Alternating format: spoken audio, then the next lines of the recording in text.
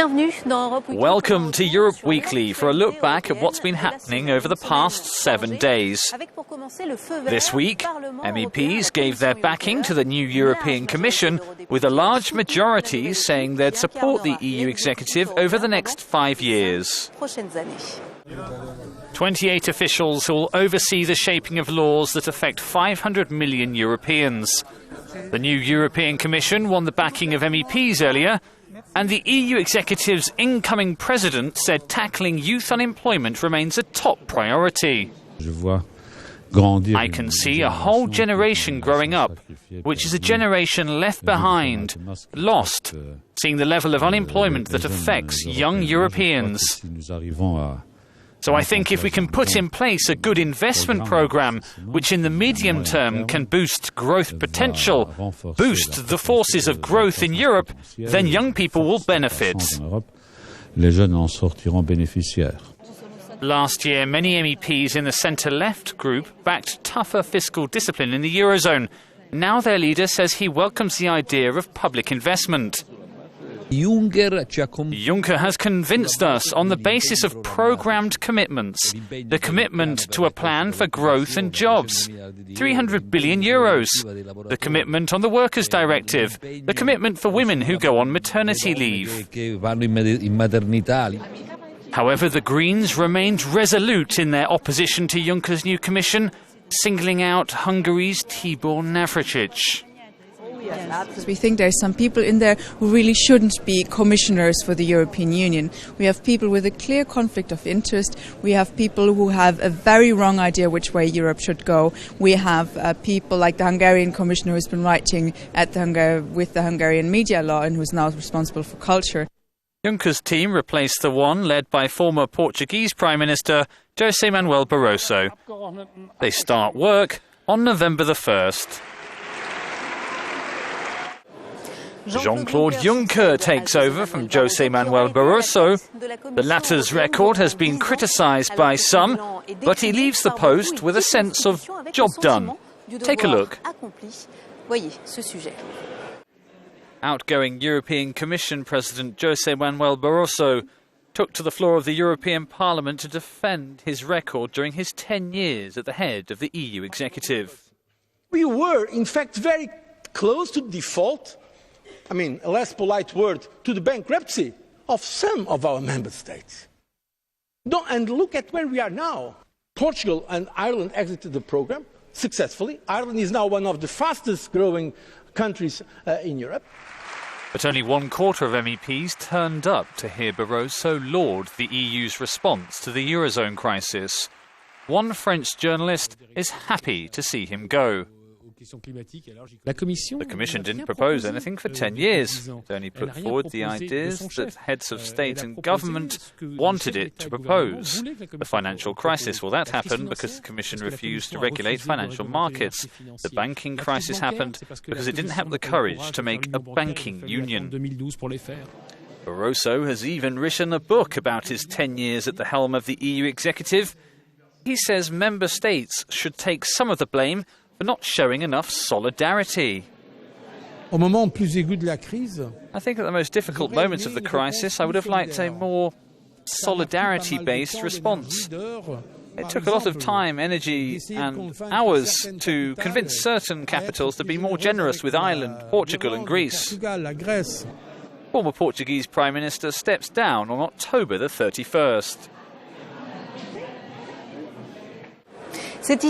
EU leaders also met here for another EU summit. It was dominated by the fight against climate change and the economic situation in Europe. After 8 hours of debate in Brussels, the EU has produced an energy policy to help halt climate change. The European Commission laid out 3 main objectives to be achieved by 2030. They are to reduce gas emissions, to use more renewable energies and to improve energy efficiency.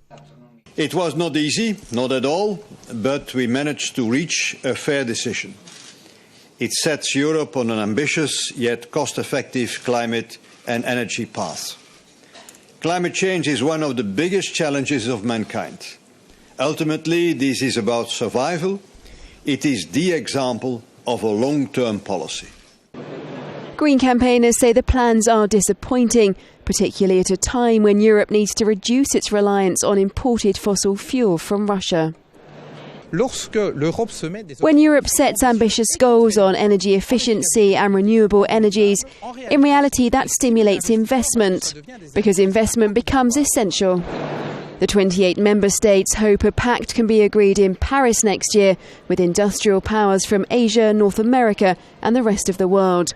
Euronews correspondent in Brussels says the heads of state and government also nominated the new European Commissioner for Humanitarian Aid to be a coordinator for the fight against the Ebola epidemic. This means the second day of the summit will see a decision on financial help, as well as a discussion on the economic recovery strategy for the Eurozone.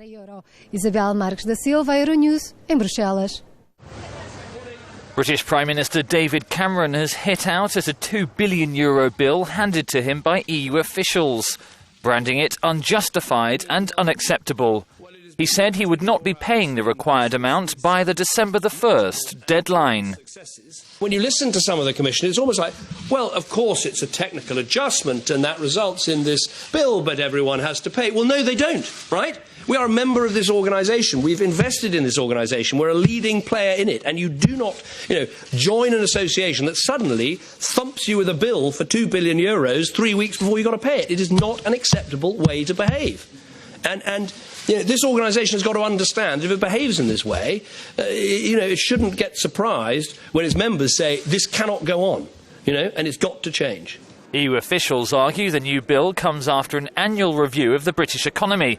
They say Britain has done better than previously thought and must pay more into the EU budget. The Netherlands and Italy have also been handed surcharges. Since 1988, the Sakharov Prize has been awarded to those who defend the freedom of thought and fundamental human rights. This year it goes to a medic from the Democratic Republic of Congo. A Congolese doctor who specialises in treating rape victims has won a top EU Human Rights Award. Gynecologist Denis Mukwege founded the Panzi Hospital in Bukavu in the Democratic Republic.